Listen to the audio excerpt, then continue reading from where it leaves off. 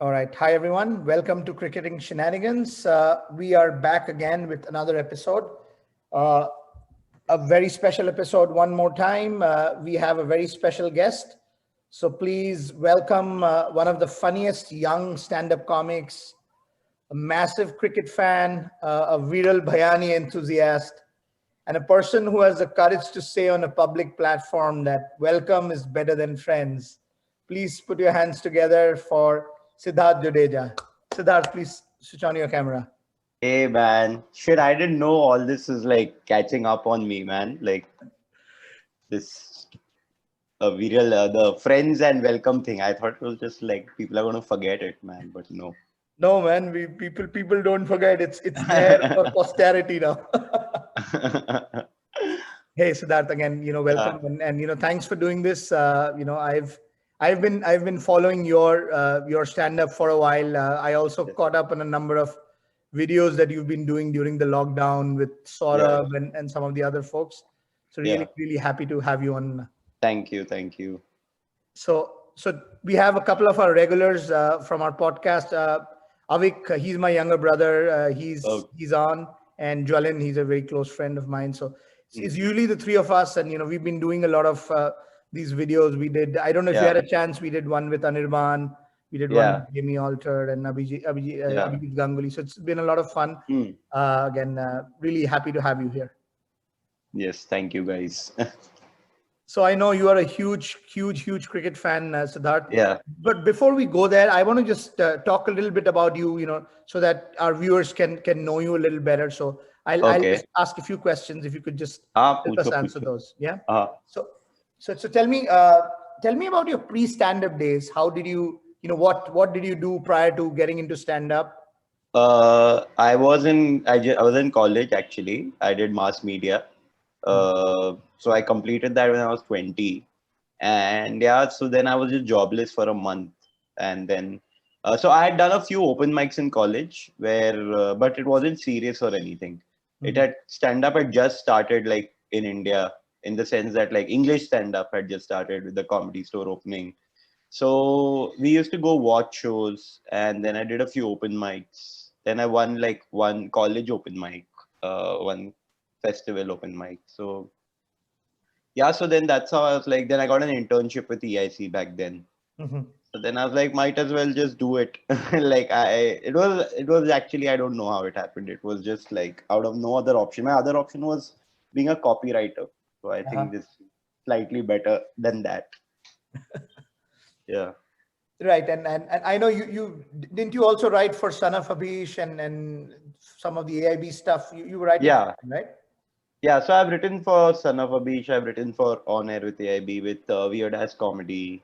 Mhm. So I've been writing. So what happened? Yeah, it's been 8 years now that I've been doing comedy. And yeah, I've written for everyone, literally. One mic stand also, I've written season one and two, which is being shot right now. Nice. Yeah. So, what about shows? Are you writing any other shows or movies? No, I have not done fiction yet, Mhm. any kind of fiction, although I do want to start that at some point. But right now, I'm just focusing on my stand up because, like, the lockdown 8 months was like a great time because that was the first time I wasn't writing anything. I literally had time to myself to do whatever I want to because otherwise, I've always been on a deadline past 7 years. So, yeah, now I'm just enjoying that and little bit of writing work on the side. So, did you churn out a lot of material over the lockdown? Oh yeah, I was really surprised myself how I had the discipline to sit and write. Nice. I mean, Yeah. I love your the Charas video is Oh, hilarious, man. I thanks, man. love that. And guys who haven't checked that out, I'll share Hmm. Siddharth's YouTube channel, in the description of the link. So please check it out. His stuff is really funny. I also saw a couple of little sets you did, in that show, Queens versus Kings of Oh Comedy. yeah, yeah, So yeah, there are a couple of really funny ones. yeah. Let's not share that. That was TV show. No, Hmm. I'll share your YouTube channel Yeah. details. Mhm. All Okay. right. So now, before we get into discussing, IPL, I know Siddharth, you watch the IPL very closely. So tell me, Yeah. go I ahead. mean, okay. No. I've just had a bad, this is like the really bad time, man. After the Australia series, I'm still there, that test series. I watched the IPL because there's nothing else to do. But like, I saw that, I remember watching the last day of that GABA test, and then just for 5 minutes, I put on like BBL. And I was like, dude, what is this shit that I'm watching? But no, I will watch the IPL. I enjoy the IPL. It's like, but I look at it as like fun only. I don't think of it like as a very serious thing, True, like true, how true. people do. Yeah, Yeah. yeah, yeah, absolutely. So tell me, what is your first memory of watching cricket? I know for a matter of fact that you did play cricket as well, right? As a kid. As in like, everyone's played cricket as a child, right? Like you're No, but Indian. I mean, you went to like coaching camp and stuff like that, right? Yeah. I was like a shitty cricketer. In fact, I just started playing in the nets again recently with my friends. But yeah, I was like a very shitty cricketer. But I scored 150 in my club days. So yeah, I'm talking as if it's some glorious days or shit. But no, yeah. So I used to play. I used to play in the nets. I used to play in fact at Kamath Cricket Academy, which is Ramakant Achrekar's this Oh thing. wow. Yeah. So we got two great players from there. Yeah, and we know both of them, right? Yeah. No, So so yeah. yeah. Let's not forget Kamli though. Oh He'll yeah, I get was talking yeah, he'll about get mad. Kamli and So myself. the second, I don't know. No, Kamli might Myself. sue us if he watches this video.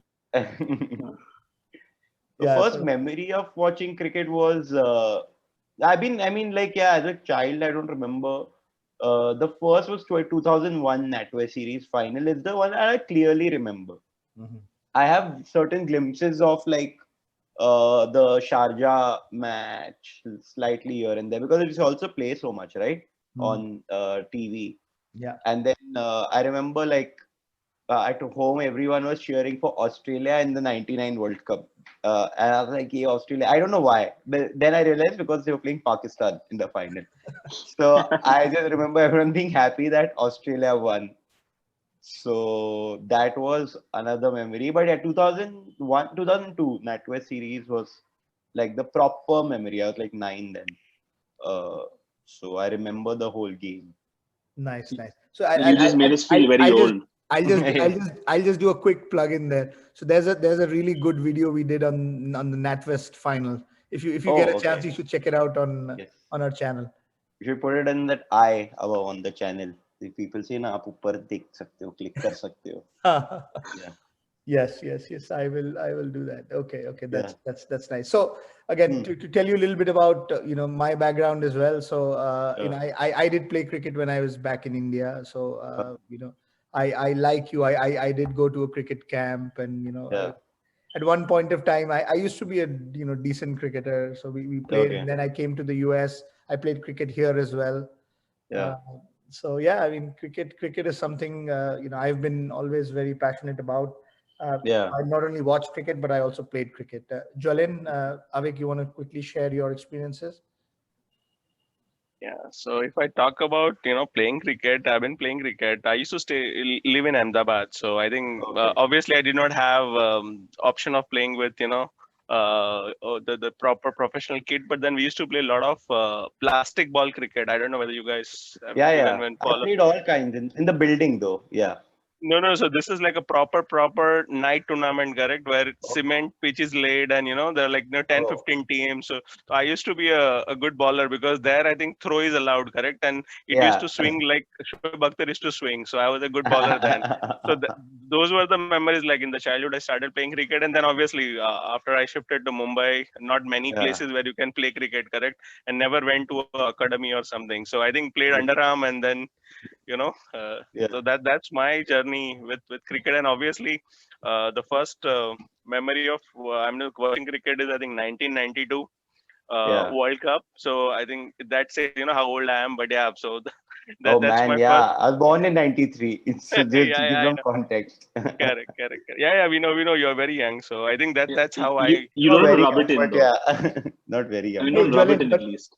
I think you just have a bad memory, dude, because I think I am almost as old as you. In my earliest memories, I still remember 1984 when India was playing Pakistan and Indira Gandhi got assassinated and the game was discontinued.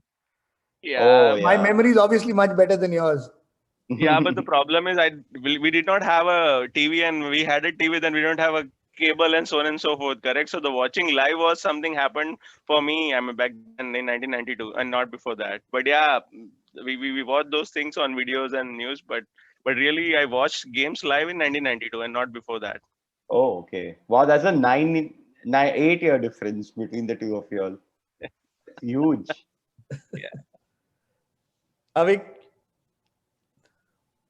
My first memory, I think my vague memory is the '92 World Cup. I was very small though, but I still remember Jadeja's catch off the boundary line. I think it was in Sydney, and I was what, 5? Yeah, I was 5.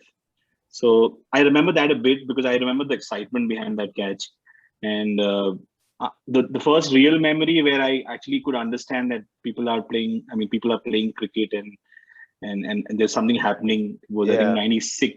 96 World Cup and that South Africa tour, the Safari series where all the cricketers had that promo, right, where they kept saying humko support karna and Africa ja rahe hum log and all of that. Oh man. So that was, and my cricketing career was obviously I played under the shadow of my brother who's much better, so I had that pressure. Yeah. So I mean, never That Steve took any kind of, Marquardt sledge. The yeah. Northwest in your I was family. definitely Mark Waugh because I don't know anything. I would like to believe that. But yeah, so I was not very great at cricket, but love the sport. Actually, Yeah. love a lot of sports. So I played a lot of sports, including cricket, and yeah, fun memories. nice, nice. So now you have a fair idea, Siddharth. You know how Yeah. old we are. I mean, Yeah. we are really old people. I mean, it doesn't matter. It's just more cricket. You guys watch more cricket. That's how it is. True. Yeah. All right. So with that, let's talk about IPL. So one thing we wanted to discuss today, Siddharth, Yeah. is the IPL auctions happened recently, and then there have been a lot of additions. So I think what we wanted to do again, have a general discussion around the IPL teams and how the auction Yeah. has gone, and Yeah. what are some of the positives of the teams that have been picked, and where Yeah. there is balance, where there is lack of balance. We'll just talk through all that, and Yeah. and like I said, it's very informal. So Yeah. we can, if you want to switch topics in the middle, we can always do that. But Yeah. the theme is essentially going to be that. So let me quickly share my screen so that Yeah. everybody Oh, can okay. see. Yeah. So I was not going to ask you to memorize stuff. So what I did, No, I was just checking it online. The new buys basically of yeah, different the teams. new buys. Yeah. Okay. So I'll have this on screen so that it's just easy. Yeah. All of us are looking at this, and we can comment on this.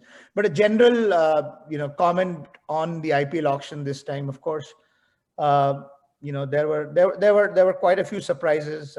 The whole Yeah. idea, most teams wanted to fill in the areas where they thought they lacked in, but I don't think every team was able to capitalize. And a general comment, Mumbai is so strong right now. Yeah. I don't think they needed any other players. Yeah. They were just there for Kind of fun. they had, but they ended up strengthening their bowling even more. So Yeah. which we'll come to that. But before we get into Mumbai, let's look at the Chennai team, and Yeah. let's start by talking about a little bit. What did you think about Chennai's team in the last IPL? I know we were all under lockdown. I think this is Yeah. this last IPL was the only IPL I think where I have seen each and every game. Yeah. Yeah. That's the only way you can watch every game. If there's a lockdown, it's a long tournament, man. Like there's a lot of Correct. people are working. There was a and shit. lockdown, and I had some Yeah. medical issues, so I was at home not working. So that Yeah. also helped me kind of watch the game. So what do you guys? So Siddharth, what do you think of the Chennai team in the last IPL? Yeah, it was very weird to watch what was happening with them. I mean, honestly, I know that it's like just one bad season for them, to be honest. Like, I would never put like say that, oh, they are like completely over or some shit like that. Like I will never write Chennai off because especially Dhoni, like no matter अगर वो भी form में नहीं है फिर भी मतलब सबको खिला के ही रहेगा और बाकी भी if you look at their players, I mean now Jadeja is back batting in the nets and you have Chahar, you have a lot of players man, Shardul Thakur, Josh Hazelwood, तो है मतलब काफी कुछ है और बाकी Ruturaj Gaikwad is also the opening batsman, was he? He's the one who played really well towards the end of the tournament. Exactly, right? Yeah. So I would never actually count out Chennai even till the end. And it's just one bad season. And also we have to consider how like the pitches were completely different. We were more in like UAE. So now once they'll be back playing those 10 games in Chennai, sorry, seven odd games, I think, in Chennai. No. So I don't know if you know the format. Now nobody is going to play a single home game. Oh, okay. So I didn't know that. Yeah. So what they want to do is they want to limit the travel. Okay. The IPL. So the way they have set this up, that no team is going to play home games. So Chennai is no games in Chennai. Oh, okay. I didn't know that. Shit. Yeah. So they had to do a lot of these permutation combination, but basically that's what they did. They ended up removing all home games. So Mumbai is not playing in Mumbai. Calcutta is not playing in Calcutta, and so on and so forth. So that's going to be interesting. So now the home and away advantage thing is gone now. Oh, okay. I didn't know that, man. Shit.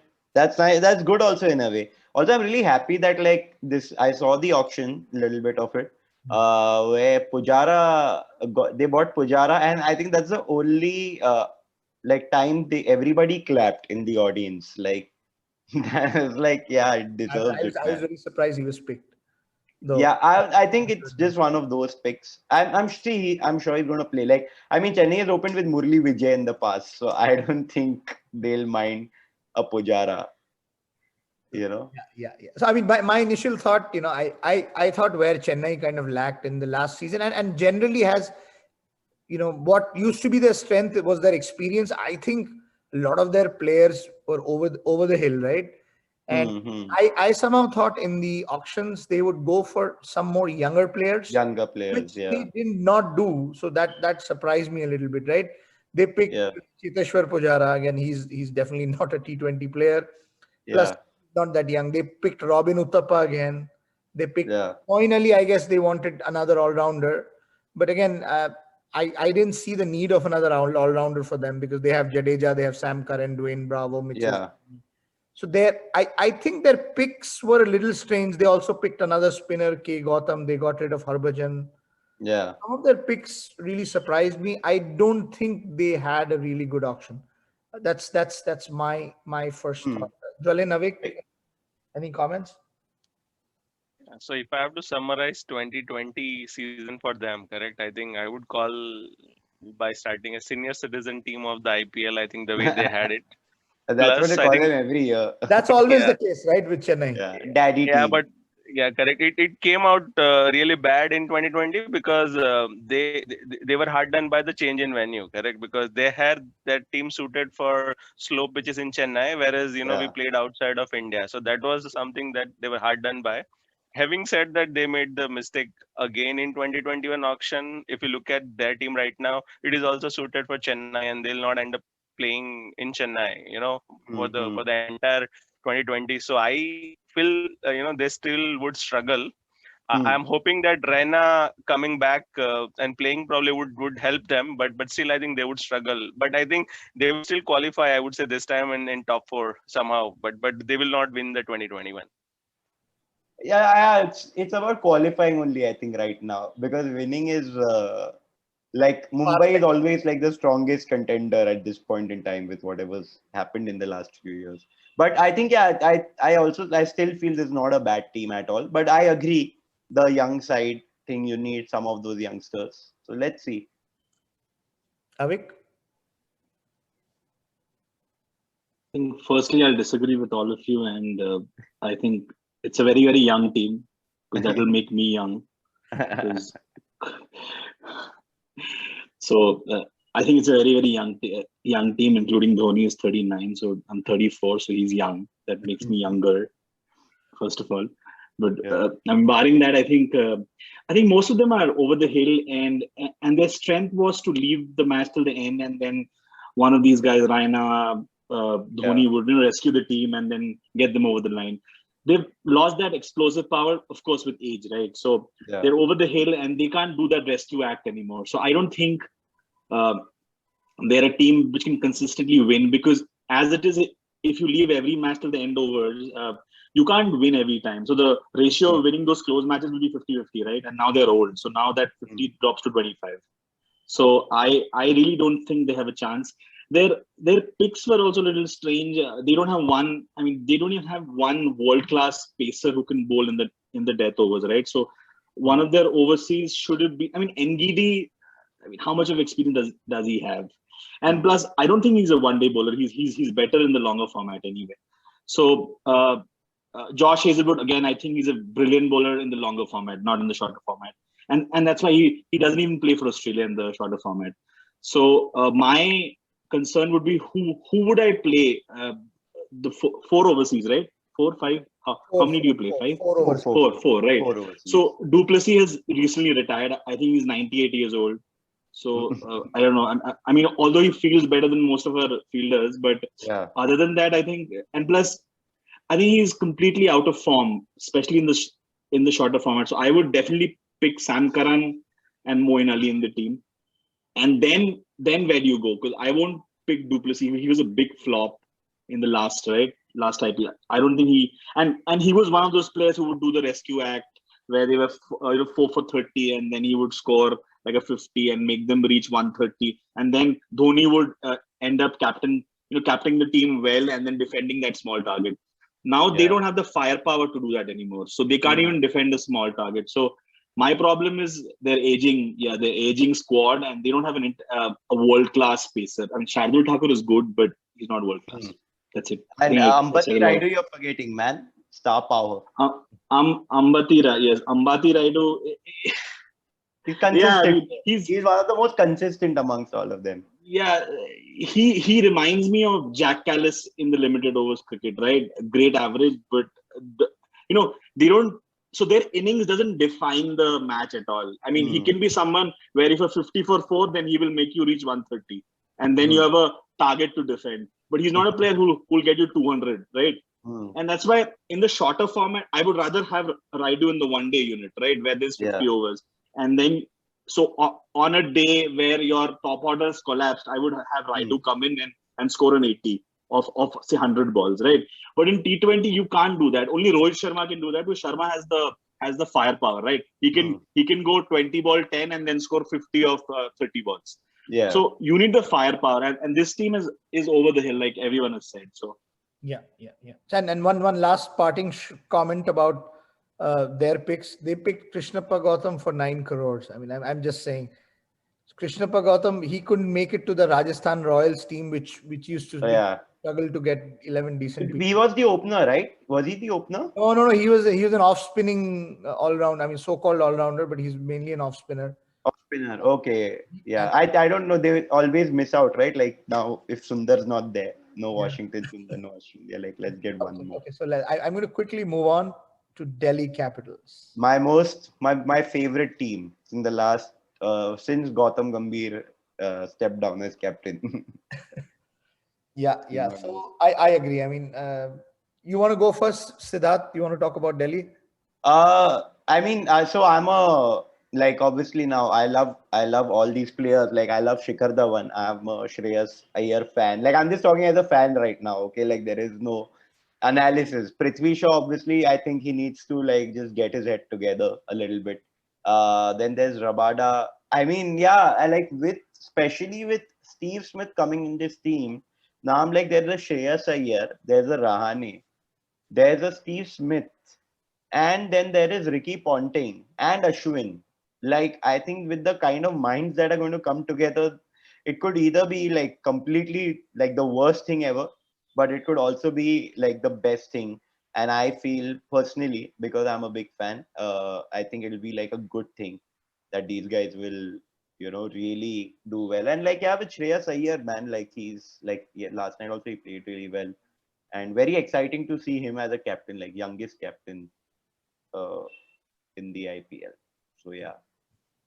Avik, you want to go next?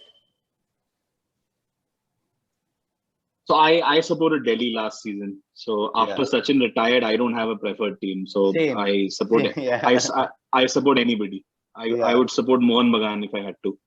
So, but so I supported Delhi last season. Can you go up and show me the squad again? I was trying to show. And yeah, sorry, I didn't mention Marcus Stoinis and Akshar Patel. Like they also were like crazy last year. This might help you, Avik, because here I'm showing the players who were retained. I'm highlighting them. Oh, okay. And then the new players they bought are here. So this view might be better. Nice, yeah. So I think Shreyas Iyer. I mean, again, I have a problem with Iyer in the shortest format. I think he's a better one-day player. So, and plus when you're the captain, then he's forced to play every match. So that's one thing I don't like. So I think there are a lot of match winners, explosive batsmen, Rishabh Pant, Shikhar Dhawan on their day can win any match. Stoinis, I think Stoinis is the key for Delhi to be successful. Stoinis has really underperformed in the initial years and we thought he sucked and then he became a Shane Watson. So Shane Watson sucked, again became brilliant. So IPL kind of revives all the Australian all-rounders careers, I guess. So he played really well in the last 2 seasons, right? So Stoinis is a key cog in that lineup because it gives them that balance, right? He chips in with some wickets, scores that quick fire 50, 40. So Stoinis, I believe, is very, very important. And who did they pick this time? So Steven Smith, I think, was a bad choice. I wouldn't, again, brilliant player, but I won't pick him in T20s. And plus, I'm not sure. I mean, each day I feel he's a very, very dubious sportsman. Not in terms of skill set, but his morality of the game and his ethics, right? So I don't think how much of a good effect he can bring to a team. Umesh Yadav, I think, is a good risky buy, but it's a good buy because I think he's a wicket taker. So on his day, he can pick 2-3 wickets and he'll go for some runs. But I think in T20 cricket, if you go for 35 and then take 3 wickets, I think it's worth it. So Umesh Yadav, I think, is a good buy. Tom Curran again is like the inferior version of Sam Curran. So they got the bad end of the deal there. Sam Billings, I don't know. So the picks, but I still think they have a very, very balanced side. Can you scroll up to the actual squad? But don't you also think like with Steve Smith, Umesh Yadav, the one good thing is that you need like 2 good innings from a player. Like I remember Pollard in the initial years was like, used to give like 1 or 2 performances, but it used to come at a crucial point where we were like about to qualify. During a knockout. Yeah, exactly. So that's why I think with the kind of options that they have, all of them can give you like 2 good games. No, and I'll tell you what I like about the balance of this squad, right? I think Umesh Yadav, I agree, is a really good pick because this gives India a second Indian bowler who can bring some control. Ishant Sharma, if you see, he bowled, in whatever matches he played last time, he bowled well. And now Umesh Yadav, India, they get a second Indian paceman. And so that definitely adds to the depth. I'll tell you what my problem with Steve Smith is not so much, he not being a good T20 player. I mean, Steve Smith, he's a good enough batsman to make it. But I think for the balance of the side, since considering they can have only 4 overseas players, 3 spots will be taken by Kagiso Rabada, and this guy Stoinis. So there's only 1 spot. And again, I think considering it's T20, most of the times they'll possibly pick Shimron Hetmyer, right? Because of his explosive. Absolutely. Yeah. So chances of Steve Smith playing is going to be remote. I mean, unless something drastic happens, he will not get a game. And the other thing I'll tell you is Sam Billings. Sam Billings and I don't know why Chennai let go of him, because Sam Billings is a really good player. And I thought that was a trick that Chennai missed. They could have done with a younger foreign player, which they missed.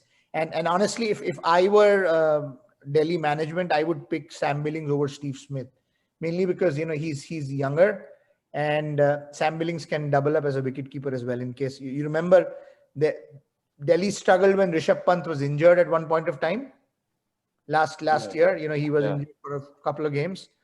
Sam Billings can actually help alleviate that position, right? If Rishabh Pant is not able to wicket keep because of some reason, Sam Billings could be the fourth player. So that's why I think Steve Smith is a bad buy, not because of the quality he brings to the team. I think it's mainly because of the makeup of the team is such that he may get a lot of games.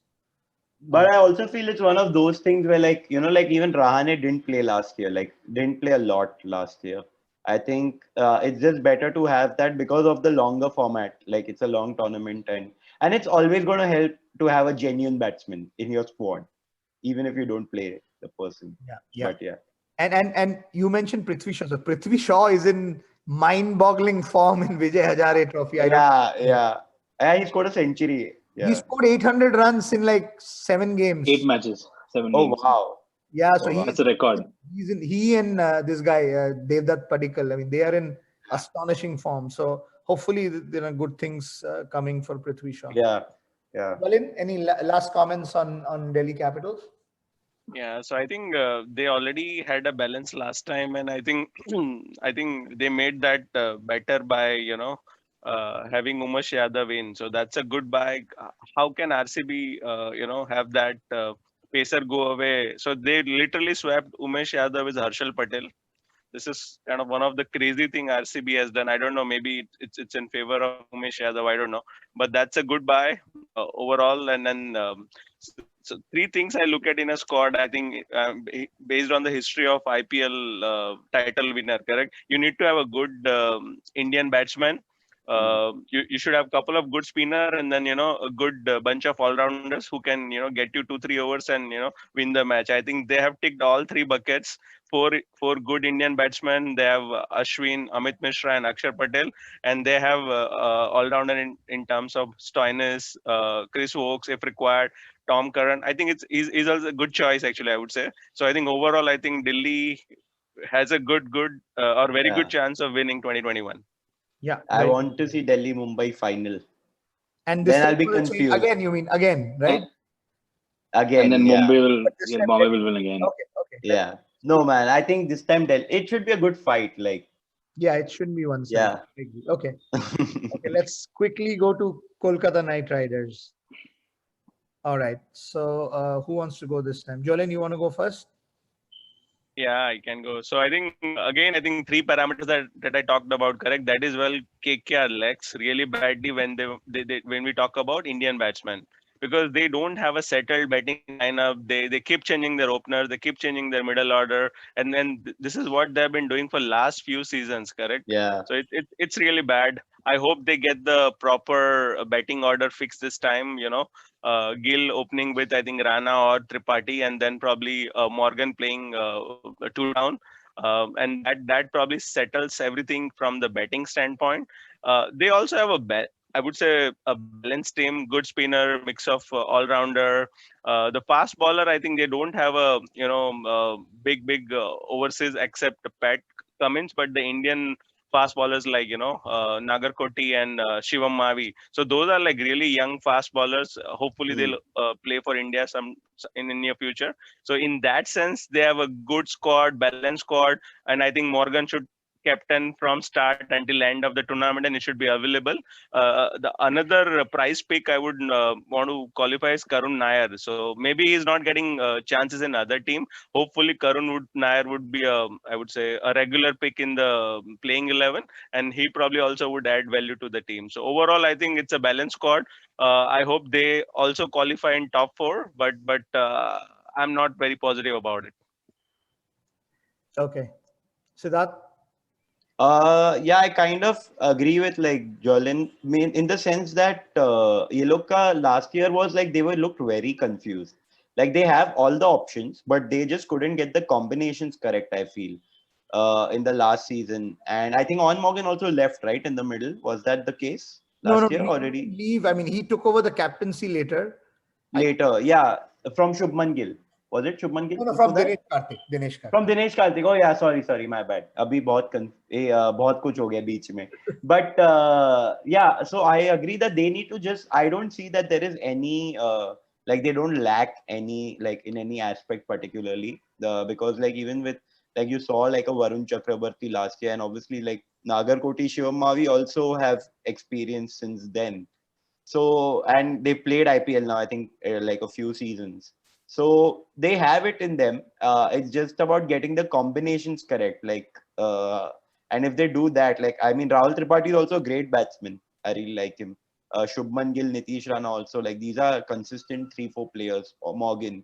So you have that, and then you have your Andre Russell, who is between. And what I like is that between Andre Russell, Sunil Narain, Shakib Al Hasan, you have at least a good 2 games, 3 games. Or at least you're going to win those few good those tough games. And then obviously with bowling also, Kuldeep Yadav, I don't know what's happening, but overall, yeah, I think they just need to focus on combination more than anything else right now. I think team wise, it's all good. Agreed. Avik?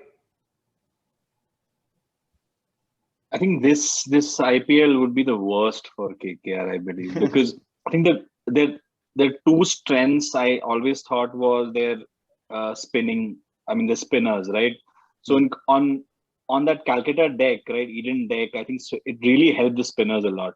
It was a little slow. I mean, unlike the pitches in the late 90s and the early 2000s, where you always got some seam movement and some pace of the deck for the pacers. But lately for the IPL pitches, I don't know what's happening there, where they get a lot of grip, right? And the ball grips and turns a lot. So it really favored their spin-heavy bowling. So Narayan, Shakib Al Hasan, they had that leggy, right? Piyush Chawla also. I don't know whether he's there or not anymore. But anyway, so this time since they won't play it at home, right? That's a big disadvantage. And just like Chennai, I feel they always relied on their bowling. So they would get the people out for 130 and then chase down 130. So they're not a team which will chase down 200 for you consistently, for sure. So their strategy has always been, I mean, if they can bowl first and limit the opposition to 140, 150 and then chase that down. Their Indian contingent of batsmen, barring Shubman Gill and Rana, I think it's a little scarce and they're a little shallow on that. The problem they have, I think, is most of their star players are not Indian players and they are actually foreign players, and you can only play 4. So I mean, it's if what's his name, the West Indian, sorry, Russell. Russell. So if Russell is fit, I mean, it's a no-brainer, right? Russell has to play because he can score 10 sixes. I mean, 10 ball, 10 sixes. Yeah. Right. So the other thing I feel is that Narayan is still effective, but I think he's more potent if he's also chipping in with the bat. So for the last couple of seasons, I think people have played out Narayan and he just goes wicketless, and that really affects Calcutta. I think if Narayan doesn't pick up wickets, then they're absolutely in a lot of trouble. So they play out Narayan and then they end up going for the other bowlers, targeting the other bowlers. So their 4 picks will be very interesting. I would definitely go for Pat Cummins, again, world class, absolutely world class. And Shakib is another player who's very, very underrated. I think on Indian conditions, in the subcontinent condition, he's invaluable. He can play one down as a batsman, and then you can have Ian Morgan after that. So I will play Shakib for sure. Narayan, depending on how the form is. So I'll play Cummins, Hassan, Morgan. And the 4th should be ideally another. Another spinner, right? So if you pick Narayan, then you finish your quota for the foreign players, right? Who's the other foreign player who's world class? I don't know. Lockie Ferguson. So Lockie Ferguson. Lockie Ferguson was excellent, and so then I would actually have Ferguson. Ferguson is a medium pace bowling all rounder, right? Fast bowler. No, he's a fast bowler. Oh, fast bowler. Okay, then I'll pick Lockie Ferguson, and then if the Indian spinners, who will be the Indian spinner then? Chakravarti, right? Chakravarti. So if Chakravarti flops, then I'll drop Ferguson and get in Narayan. So you'll still have that balance. You very fast. It's pretty fast. Okay. Yeah. So then you have Cummins, Ferguson, and then you have 3 bowling spinning all around.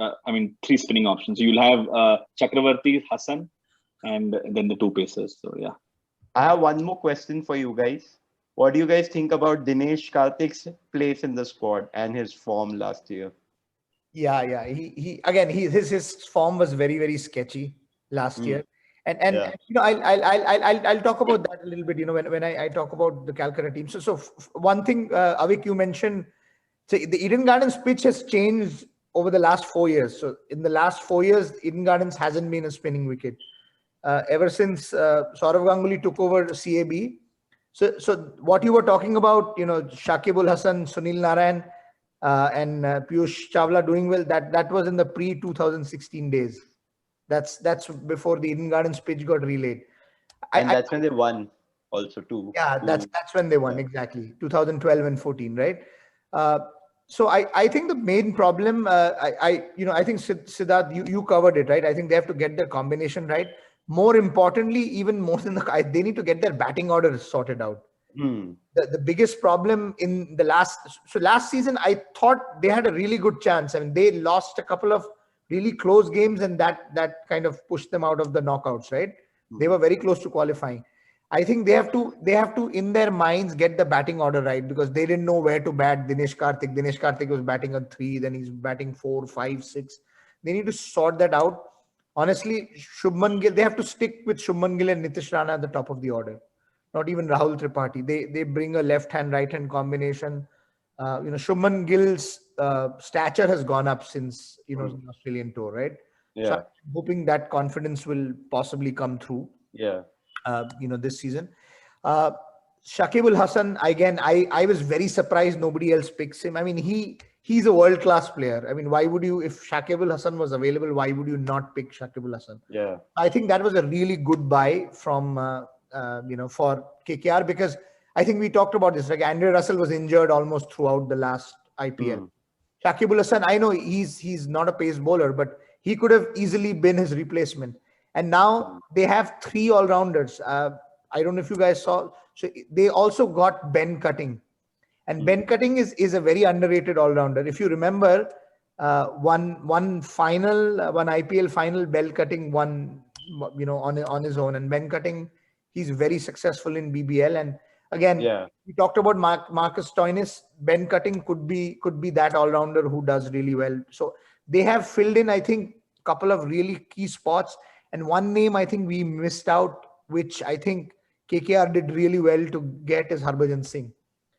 Oh yeah. Harbhajan Singh is in KKR now, so that gives them another spinning option in case Kuldeep Yadav is out of form. Varun Chakravarti is injured. Varun Chakravarti is having some spinning issues. They have Harbhajan Singh. Harbhajan Singh, I'm really surprised that Chennai let Harbhajan Singh go again. Yeah. They like retaining older players, right? Because Harbhajan Singh bowled well even in last year's IPL. Yeah. Previous year, been bowling sharp bowl. So Harbhajan is a proven bowler in IPL. So I think that was a great buy. Karun Nair, I'm not so sure, right? Karun Nair, I think Jolin, you mentioned. Karun Nair, even his domestic form over the last 3 years has been terrible. He averages in the 20s even in the Ranji Trophy and Vijay Hazare Trophy. So I don't know how much Karun Nair will make a difference. I like the balance of this side.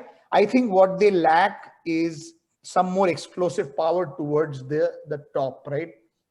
So Shubman Gill is a really good batsman, but he's not explosive. Nitish Rana again is a good batsman, but he's not explosive. I think all of the top teams have one guy who's really, really explosive, at least in the top 3. I think that is where they lack, and I don't know what they can do. I mean, one way to take it on head on is Ian Morgan bats at 3, doesn't even bat at 4. He pushes himself up the order and bats at 3 and tries to give that impetus, especially if Andre Russell is fit. I think Ian Morgan can go up, because there'll be Karthik is going to bat down Russell, and if Shakib Ul Hasan also makes his way into the team, then they don't have to worry about a collapse, and Ian Morgan can play freely. But I really like this balance, and I think the biggest strength of this team is their Indian pace bowling attack, right?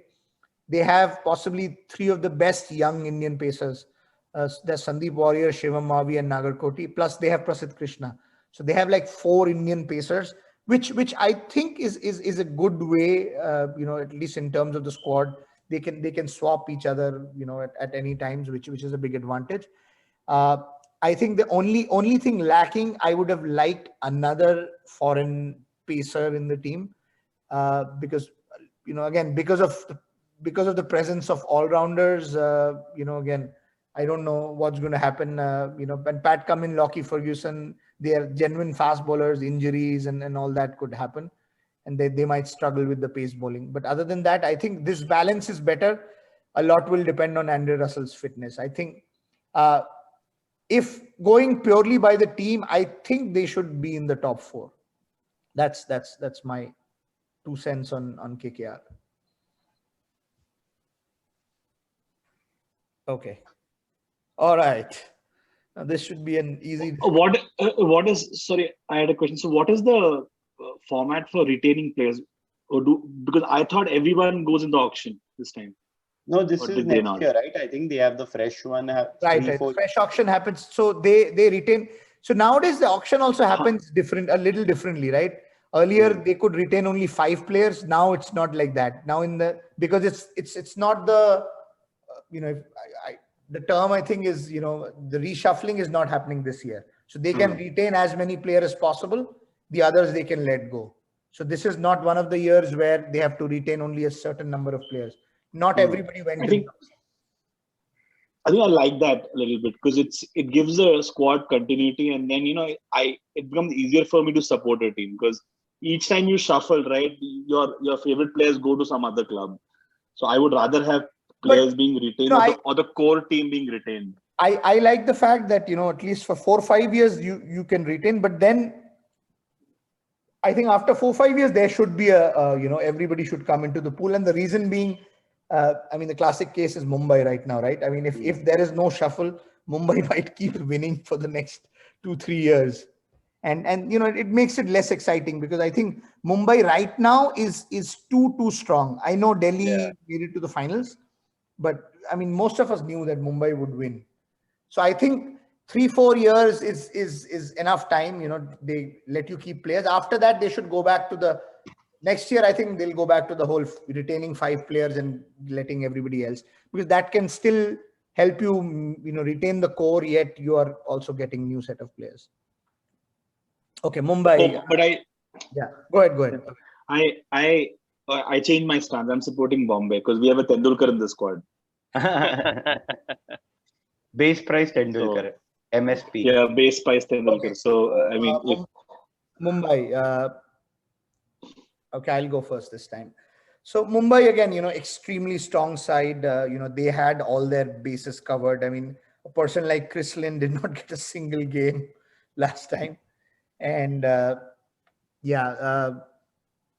not much to say. I think the only thing they lacked was in the Indian spin bowling department, but I think they have acquired Piyush Chawla, which was I think a smart buy. They continue to invest in foreign pacers. So they have another one. They've got rid of McLanagan, but now they have Adam Mill, who's again a quick bowler. So he can definitely complement Trent Bolt. If I remember correctly, didn't they also buy that Australian pacer? What's his name? Nathan Coulter-Nile. Coulter-Nile. Yeah. They bought him back, right? Because I don't see his name here. Maybe probably is just a swap. Probably you would find it. Oh yeah, here it is. Yeah, you did not have. Yeah, here. So like again, I think they very, very, very strong team, and they've strengthened their pace bowling. They were lacking an Indian experienced spinner because they had Rahul Chahar and Jayant Yadav, Anukul Roy, but now they have Piyush Chawla, who again I don't know why Chennai let him go after one bad season. I mean he's had really good IPLs, so that was surprising. And in addition to that, they have another all-rounder now. They bought Jimmy Neesham. I know Jimmy Neesham didn't do much for Kings 11. But they have him again, very, very strong side. They bought Jimmy Neesham only for his Twitter handle. I think they're like, we have the team covered. Now let us focus on the branding. Yeah, you're right. I mean, good marketing. Neesham is hilarious on Twitter. Yeah. So again, so this Arjun Tendulkar thing again, something that again I shouldn't have happened. Again, I'm not a big fan of just picking Arjun Tendulkar because he's Sachin Tendulkar's son, because he hasn't done anything, in the matches that he's played so far. Again, that was nepotism at its best. He played now for MIG, man. Go check his MIG score. People are sharing that. They're not sharing his other his other scores. Anyhow, I mean, I think again overall very, very strong team. They also got Dhaval Kulkarni as a backup Indian pacer. So Yeah. Again, all bases covered. It's going to be very hard to beat this team again this year. Yeah. I think Delhi possibly, if they can fire on all cylinders, they can give this team, some competition. But even then, Very tough. purely going by how these players are playing, I think they're definitely the strongest team. Who wants to go next? Avik, you go next. I think this Bombay team is just like the Chennai team back in the day, right? Where they had this strong core which was retained every year, and they performed consistently. So this team has Sharma, De Kock, and Surya Kumar Yadav, and Kyron Pollard and Pandya. So that core team is very consistent, and like I think Bumrah. Siddharth said before, right? Throughout the tournament, they have these players who fire at different times of the tournament. So some fire in the initial period, some fire in the middle, and some fire in the knockout stage. So they have that cohesion in the team, I think, which even Chennai had when they were winning, right? So this feels like a team and does not look like a franchise team. So I think that's the key strength of Bombay. They seem like a well-oiled machine and a good cohesive team. And they have these core players who are very consistent, right? So when I say consistent, I don't mean that they play well throughout the tournament. What I mean is that at least 2 or 3 fire every match.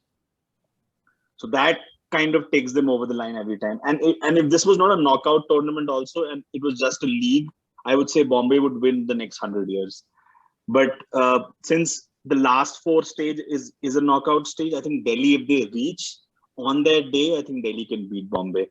I don't see any other team having the firepower unless Gale and Kohli come. I mean, Or Andy Russell. Bombay scores. Like Andy Russell did last year, right? So say Bombay scores 220 and Virat Kohli and Gale scores 100 or 40 balls and they win. But for them to do that, you have to reach the knockout stage also, right? So I think Delhi is the only team with the batting firepower who can counter Bumrah and Bolt. Bumrah and Bolt are world class, and Jwalin hates Bolt though. I don't know why. Do you want to explain why? No, I don't hate Bolt. Actually, I hated Delhi when they let the Bolt go. Correct? I mean, it's a crazy That was very thing stupid. to do. Yeah, very stupid of Delhi to I think he's very, very overrated and he shouldn't play. I think he's a Ranji bowler. The jokes apart. So they have that left and right combination, which I like, Bumrah and Bolt. So if you have 2 world-class bowlers opening your attack, and then you have Rohit Sharma, the hitman, who just changed my opinion about him in the last 6-7 years. I hated both the Sharmas, and they have just come back with vendetta and proved me wrong. Ishan Sharma and Rohit Sharma. So now I can't say anything bad about them anymore. So. Yeah. Siddharth? Yeah, this team, I mean, like you guys have all mentioned most things, but I'd like to just point out 2 things which I'm not too sure about. But what I feel is like for example, they've got a Yudhvir Charak. Okay, now I don't know what he's been doing. Okay, he's a young player. He's 22, 23. Then they also have a Marco Jensen, who's apparently 19. And this is what I like about Mumbai. Like even a Bumrah, nobody knew who a Bumrah was back then. Yeah. Like these people know how to make players, like which a lot of other teams like sometimes don't know how to. But that's one exciting aspect of this team, apart from everything else that we've spoken about, which is they have a youth setup. You're right. Just like a football club, they have a youth setup. Yeah, and they don't make knee-jerk decisions. They give a long rope to a player. They are not the types when a player has one bad season, they will get rid of that player. That is definitely not Mumbai, and they definitely have something going for them because players who don't do well in other franchises come to Mumbai and start performing. So I think it's very important that I think that coaches give them a lot of freedom. Express themselves, and I think you mentioned Bumrah, Hardik Pandya, and Krunal Pandya are another example. They were not big names before they played for Mumbai. And, what they have done is unbelievable.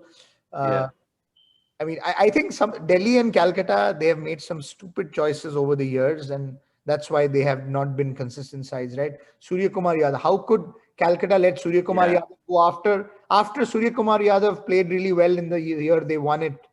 And In fact, I remember only Surya Kumar Yadav from the years where they won the game, like won the tournament. I was like, oh yeah, he was playing really well for them. yeah, so they let go, and then Trent Bolt was let go last year, which was again very very very stupid. One surprising decision which I think, again, that's only one I remember from Mumbai, is Mumbai let Ambati Raidu go after he did so well for them. So that was a big surprise for me that they let Ambati Raidu go.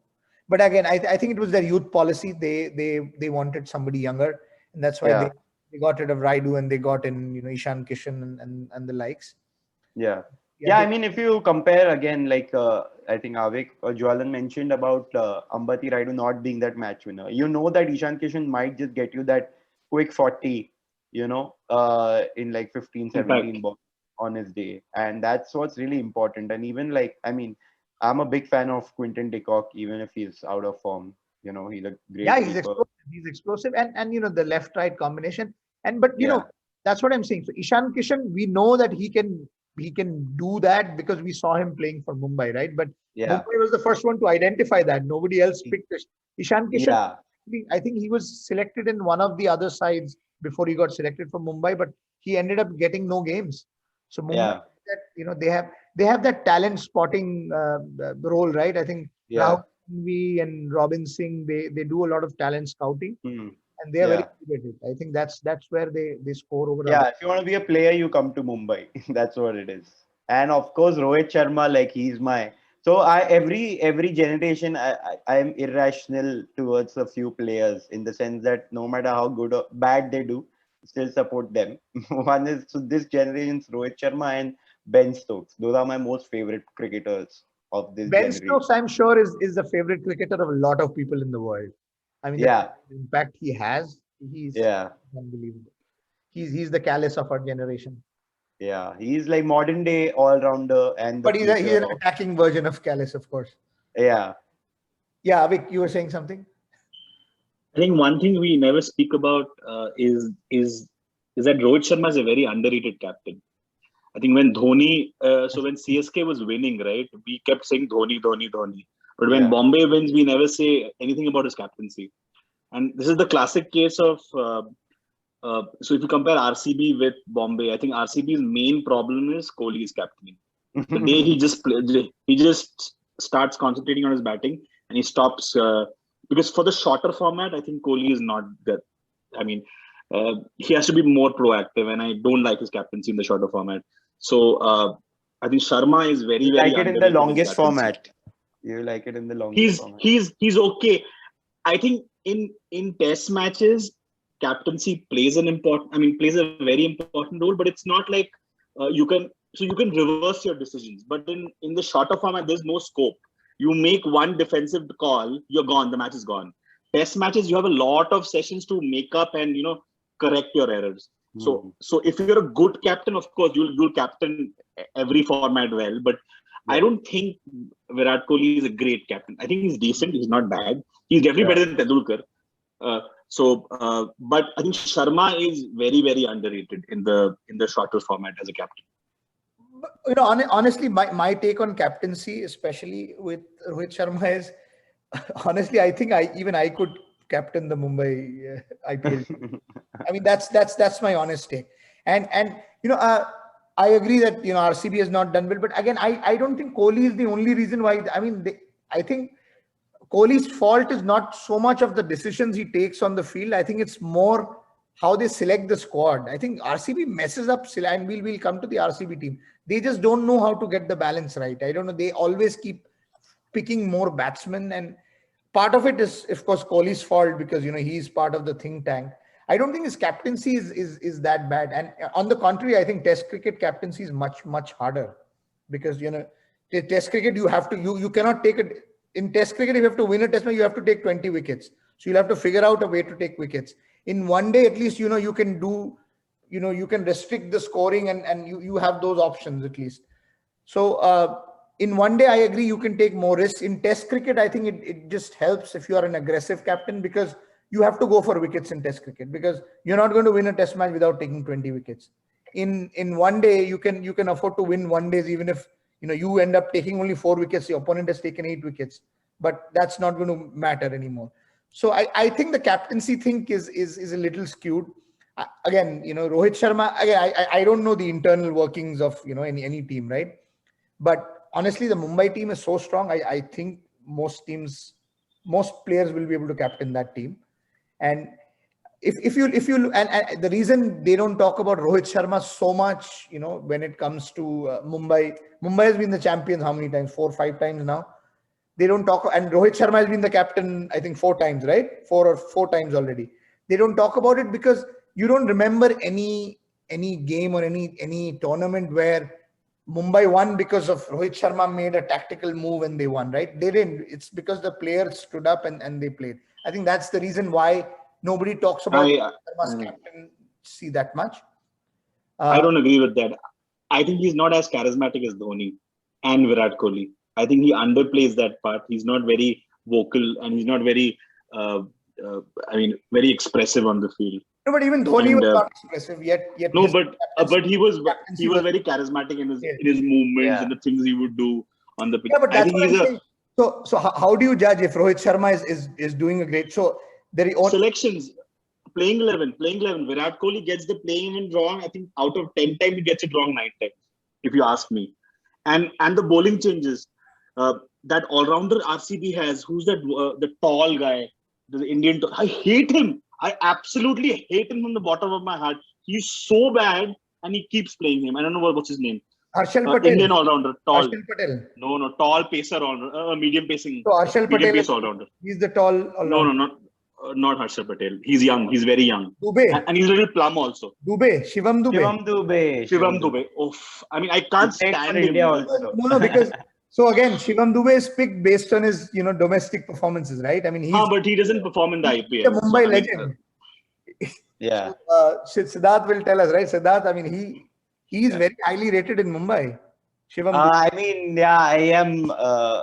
He is, but I think I also sort of agree with Avik because again, Rohit Sharma fan, and I think Rohit Sharma. The problem is, he's not demonstrative. I agree, but my point is, and I think Avik mentioned it himself, right? He's not rated. Yeah. People don't talk about his captaincy for Mumbai because the team is just too strong. And again, there are no tactical decisions that you can think about that Rohit Sharma has taken that because of that Mumbai won, right? I mean, that's team selection. I did mention that team selection is possibly one part where Kohli may not be the best, but I don't think tactically there is not much of a difference between them. I feel but even Dhoni, Rane more than sorry, go ahead. Tactically, I like Ajinkya Rane's captaincy more because you saw that in Australia also, right? That tactically, he's got a more aggressive mindset. Kohli is aggressive in his body language and everything, but I think when it comes to captaincy, he's still not that aggressive.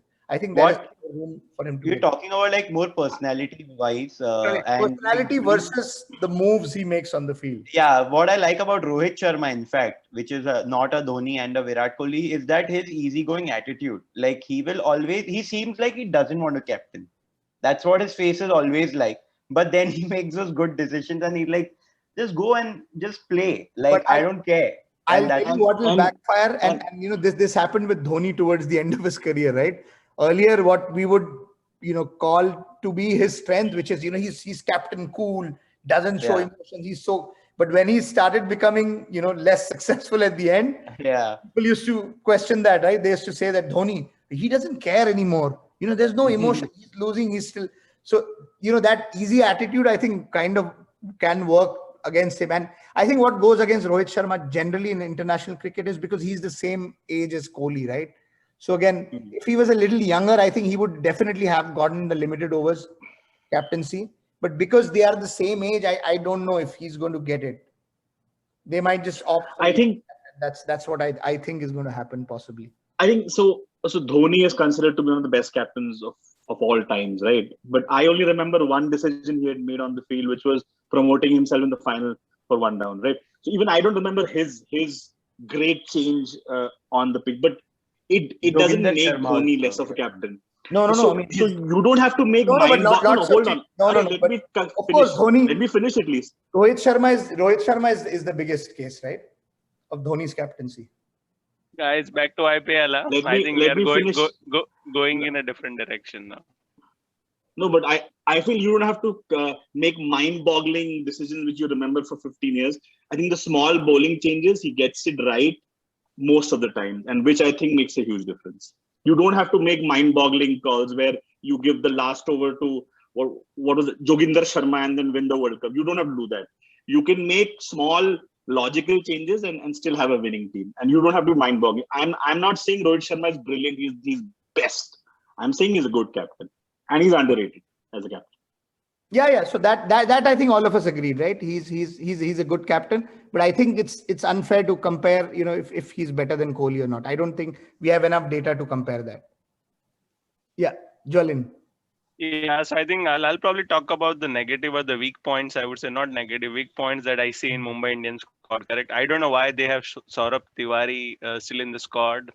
Unfit, ugly looking player in the squad. Probably is the I would say older or junior version of Rohit Sharma sometimes. But yeah, I would say that's a negative. I think they should have let go Saurabh Tiwari. Also, they don't have a. I know they've bought Piyush Chawla this time, but their spinning department is not that potent if they have to play in a slow track. Maybe I think they can cover it up with Kunal Pandya and Rahul Chahar, but they are also not in form if I see their last IPL form. But so there are few I would say chinks in their armor. I think they can struggle if the pitch is not helping their fast bowlers and the top order fails. So I think those are the weak points I see in Mumbai Indian squad. They still will make it to top 4. I'm not sure this time they're going to make it to title. But still, I think the one positive part about them is all-rounders. They always play Kieron Pollard, Hardik, and Kunal Pandya. No matter how they are performing, they consistently play all 12 or 14 games, and eventually, they make it work. So I think consistency in selecting the squad is what Mumbai Indians' strength is, and I think that's how they have performed well over the years. Yeah, explosive batting power and strong bowling, right? I mean that's their motto. Yep. Okay, moving on. Kings 11. Punjab Kings. Punjab. Now they've New changed. name. Okay, so this time, Jolin, you go first. Yeah, so I like this team, and the reason why I like this team is because Sehwag used to be part of this team. That's the only reason I have. Because anyway, but I think here also the team looks, I would say, pretty balanced. Somehow I think maybe change in captainship, or maybe they are not consistent enough in terms of selecting the squad. Team looks okay on paper. They can be in top 4. If I just focus on their batting, correct? Rahul, Mayank Agarwal, Gale, Nicholas Puran, I think, and then they've taken or bought David Malan as well, correct? Number 1 T20 player right now. So Yeah. they have all the bases covered from the batting standpoint. Bowling, I think it's very inconsistent, but I like the Indian spinners like Ravi Bishnoi and Murugan Ashwin, correct?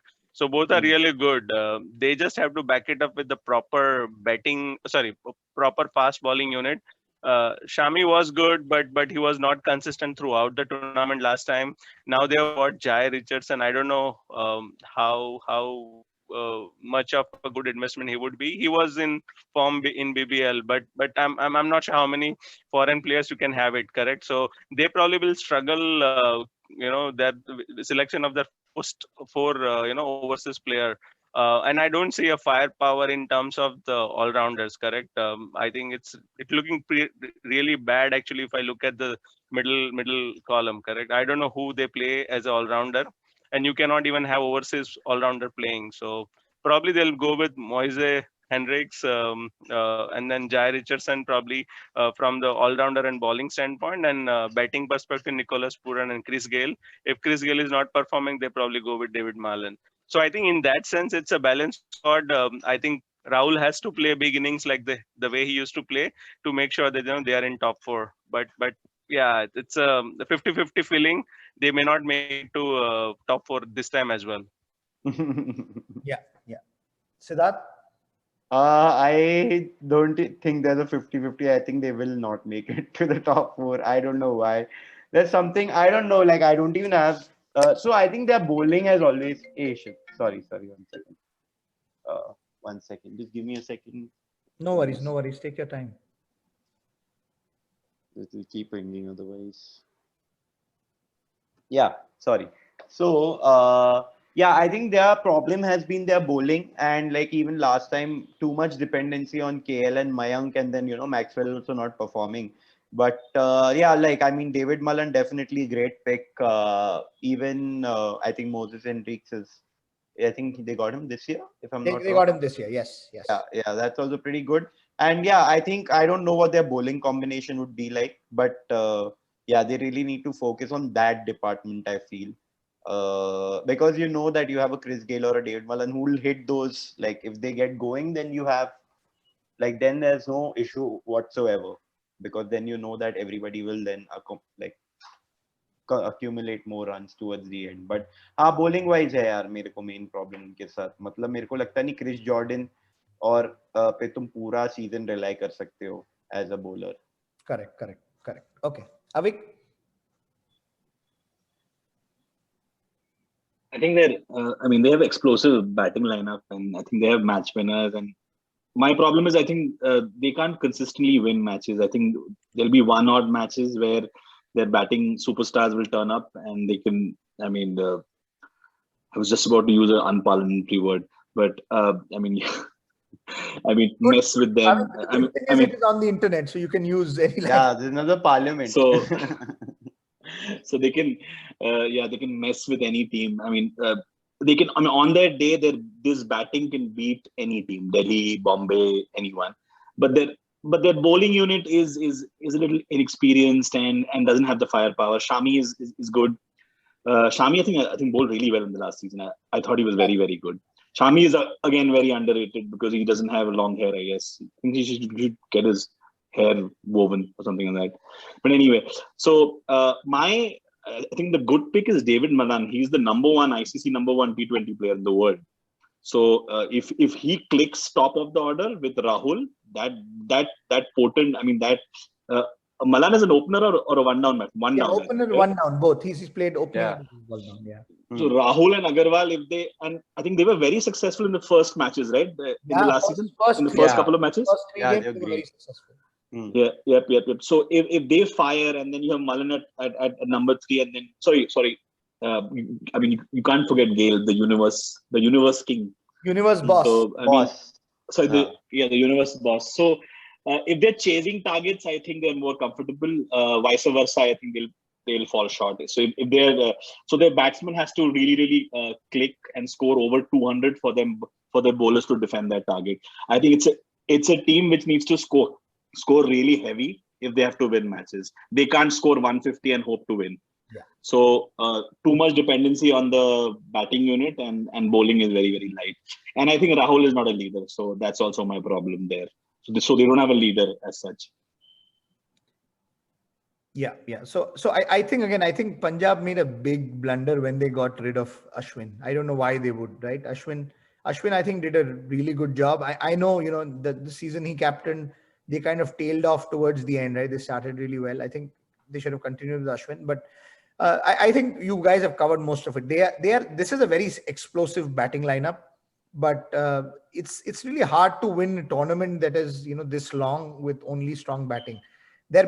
Even last season, if you saw, even the first 3-4 games, they batted really well, but they won only one game. If you remember the one where KL Rahul scored that 130.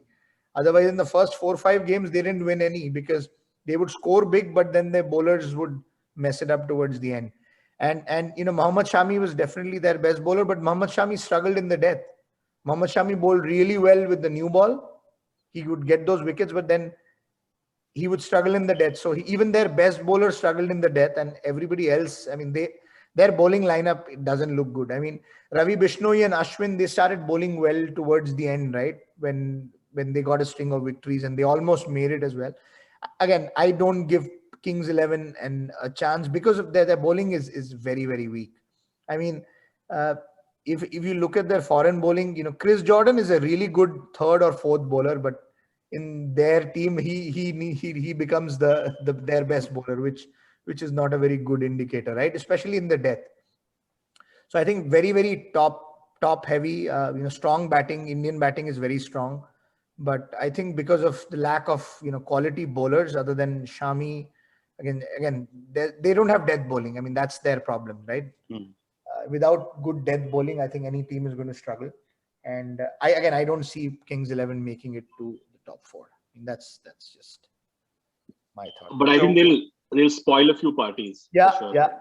yeah. That was the so exact thought that was going in my mind, Navik, that they'll be party spoilers. After they are out of the tournament, I think they'll knock a couple. And most likely it'll be KKR. Because that's what has happened to KKR over the last 3 seasons, right? They almost make it, but then at the end they get eliminated. Okay. I think once the universe boss wakes up, it'll be problematic. Yeah. So only one point before we move on to RR, correct? I think yesterday when Rahul couldn't play, everyone started saying it's a Narendra Modi Stadium. So I think as long as Kings 11 or Punjab Kings don't play in Ahmedabad, I think they should be better placed. Rahul will play well, right? No. Rahul can perform in presence of yes. Modi, right? Yes, that's how it is right now. So that was below the belt. From you, I would have expected this to come from Siddharth. I'm done with those jokes. I want to play it safe and live in India. You mean no political commentary? Wow. I mean, I do it once in a while. But yeah. Yeah, nobody wants to be another Munawar, right? Yeah. All right. Rajasthan Royals. Who goes? Siddharth, you can go first. Rajasthan Royals. Okay, I like them. I've liked their team overall. I like the pink jersey, to be honest, more than anything else. But I mean, yeah, they also have Ben Stokes. That's another reason I at least watch the games. And again, Sanju Samson, Josh Butler, Yashasvi Jaiswal, great batsman again. I think these are the youngsters who are going to take. I think Yashasvi's also played a couple of that. Last one was his first IPL. No, last one was his first, but again, he couldn't, pay to, get a run. Yeah, I think we need to give them some time. And like I said, the Mumbai whole thing, that the culture needs to be developed to a point where the youngsters are comfortable enough to, play. But yeah, they have Ben Stokes again. I think that's the name I always look forward to. Anyway, Rahul Tewatia, how could we forget him? We need someone like him who, yeah. And then apart from that, I honestly don't agree with the amount of hate Jaydev Unatkad has gotten in the past, to be honest. I agree that he's not worth those 14-15 crores, but I think he is a good bowler because he has those cutters and those variations for the death. And I think even if you don't have that raw pace, those variations really work well and it really puts the batsman off guard. So yeah, and they got Mayank Markande, Jofra Archer as well, and Rutai also. And Mayank Markande, I think, would be a good pick if they got him this year. That is, no, did they get him last year? Oh, they got him last year. They didn't play him. Okay, yeah. Okay. So I'll go next. So one real again. RCB messing the auction up, right? They got rid of Chris Morris. Chris Morris was their best player in the last IPL. Why would you get rid of Chris Morris? So initially I thought RCB because, Chris Morris had, maybe he had an injury or something, but it looks like he was available and they let him go. So again, another huge miss from RCB because Chris Morris, he's done really well in the IPL. If you look at his IPL record, his record is really good. And I don't know why they would, get rid of him. I mean, this Archer is going to have great support. They got Andrew Tye. These guys got rid of Andrew Tye, Punjab, and now there's Andrew Tye, there's Jofra Archer, there's Chris Morris. So now they have good coverage. Karthik Tyagi also second IPL, so hopefully we'll see something better. Yeah. I mean, he started well last time also, right? I mean, a couple of games he did show promise. I think their problem is the Indian batting, right? Very inconsistent. I think that's where their struggle is. And I think it's good in a way that they got rid of Steve Smith because Steve Smith was causing more trouble than anything else because of the combination, right? Because they had Josh Butler. I mean, you have to play Josh Butler in a T20 game. Yeah. And then you have to play Ben Stokes. So that leaves only 2 spots. And then Steve Smith was taking 1 spot. And as a result, they were not able to play a second fast bowler. So now with Steve Smith gone, I think there's going to be more clarity. I think Josh Butler and Ben Stokes will most definitely start, and Jofra Archer. It's going to be a toss-up for the fourth spot, right? Who do they pick? I think again, I don't foresee them making it to the knockouts again mainly because of the Indian batting. I think Joelin, you mentioned this, right? I think for any team to do well, I think at least the core Indian batting has to be strong, and this team lacks the consistency. I mean, they have Sanju Samson again, hugely inconsistent. Riyan Parag has shown some form, but again, not consistent enough. Manan Vora, a few years back, he was seen as a big thing. He hasn't done anything. Yashasvi Jaiswal unfortunately had a bad start last time. I just hope he doesn't go the Unmukt Chand way, because I think this is what happened to Unmukt Chand, right? He was a huge success under 19, came to IPL, got only 2 or 3 games in one IPL, got a number of ducks, and then he was not to be seen anywhere else. I just hope he doesn't go that way, because I've heard very good things about Yashasvi, that he's a very talented player. Again, I think that batting is not the strongest. Again, and the bowling is like middle of the rung, right? Jofra Archer is very good. Shreyas Gopal has good and bad days. Again, I think they in my mind will not be in the top 4. Joelin? Yeah, so I think this is the first team I would say they will not make it to top 4. Hands down, correct. The betting is so bad actually, and then by buying Chris Morris, what they've done is their 4 overseas slots are like kind of fixed. Jofra Archer, Chris Morris, Ben Stokes, and Joe Butler. So I think they cannot even play around with their foreign players. I mean, they have to, but then I think this is what you think, correct, from outside. So they don't have an explosive batting lineup from the Indian batting standpoint. Butler and Stokes can play, but I think they cannot play 12 games and win them. Those many games probably to make it to playoff. I think they have a good all-rounders. Not sure, how many will be consistent and playing all 12 games. Tewatia was a revelation last time. Not sure that he would be able to replicate that this time.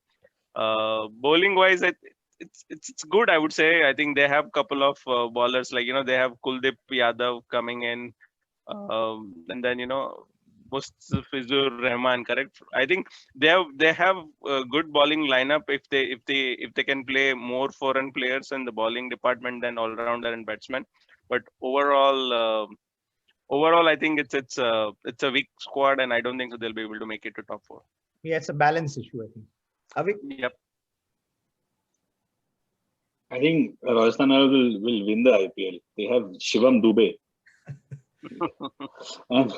and plus they have Junior Jadeja also, who Juanan loves, left arm spinner, Rahul Tewatia.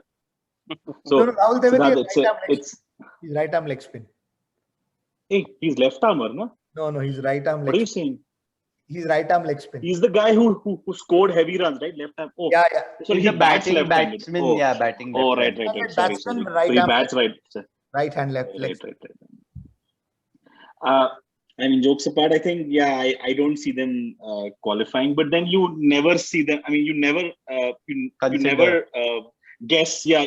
So, I mean, they always outperform what we expect. So, I mean, it's just another year where you think they will not, and they might just, who knows. But I think they have too many sure shot, first 11 all-rounders. And once you have that, and all of them are foreign players, right? So Ben Stokes and Morris, you can't drop them. Then Jofra Archer, one of the best T20 and limited overs bowlers, you can't drop him. And then the fourth spot, again, Josh Butler has to be. So after that, there is no room to maneuver. I mean, you could drop one of the all-rounders and play Mustafizur Rahman. But I don't see that happening, because in the last few seasons, I don't think he's performed really well, right? Because he's very good in the death overs, but I'm not sure. I've not followed him how potent he is now. Batting wise, I think they're too top heavy. Sanju Samson, Butler, and Ben Stokes. I think top 3. So they'll shuffle between these 3, right? And then the middle order is absolutely non-existent. They don't have even one quality Indian player in the middle order. Although Shivam Dube, I think, might just prove me wrong, like Rohit Sharma, Ishan Sharma has done, and they score like 5 centuries and takes 5 wickets.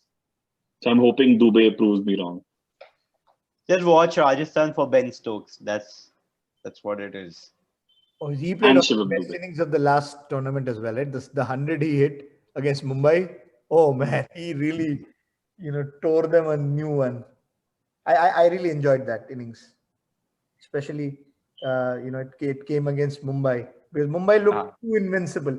So again, Mumbai has always been strong, but I think the last season they looked absolutely invincible. yeah. I just didn't see them losing. I was really surprised that they lost that one game at the beginning and then this game.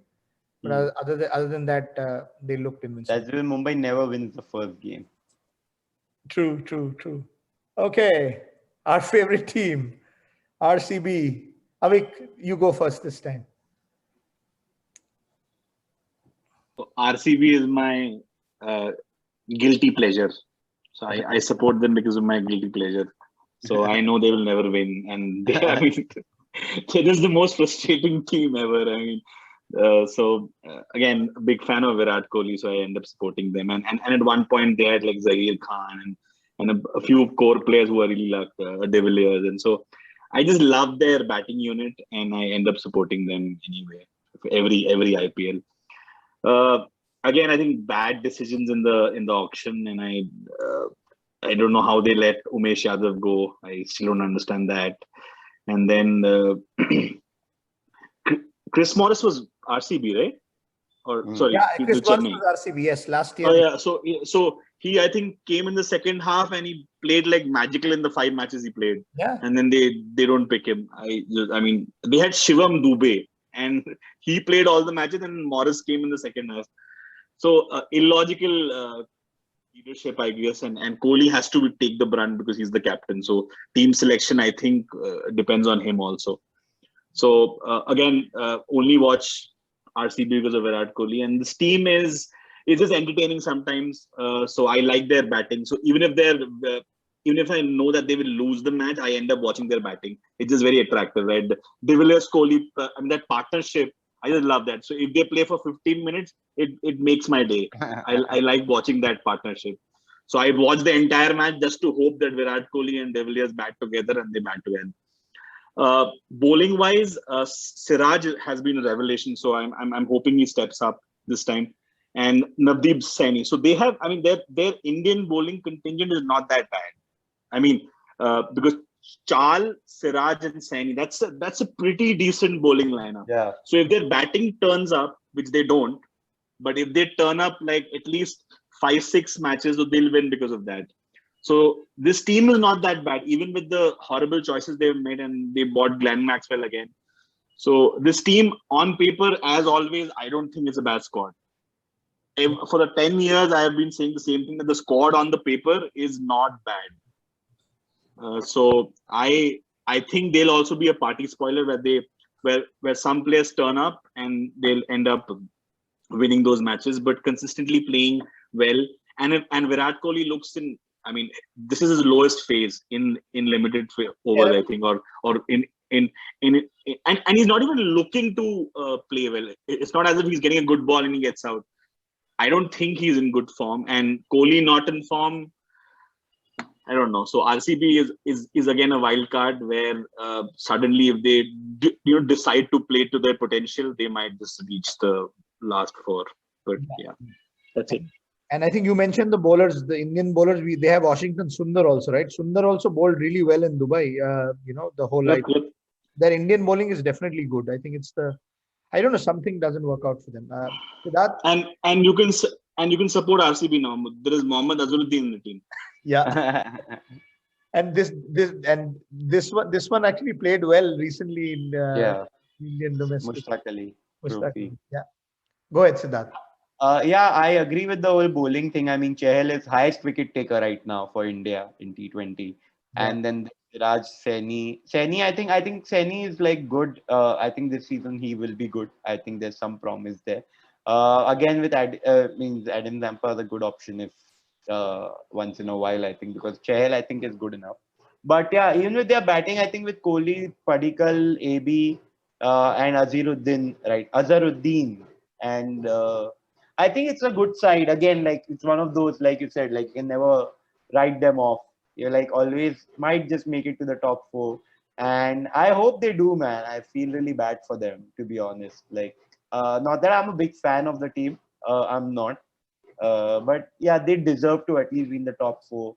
And once in a while, play a final, if not win. Like, I think utna to they deserve that much. ना बनता है, हाँ. नहीं, Yeah. and I'll tell you something again. I think we discussed this enough, right?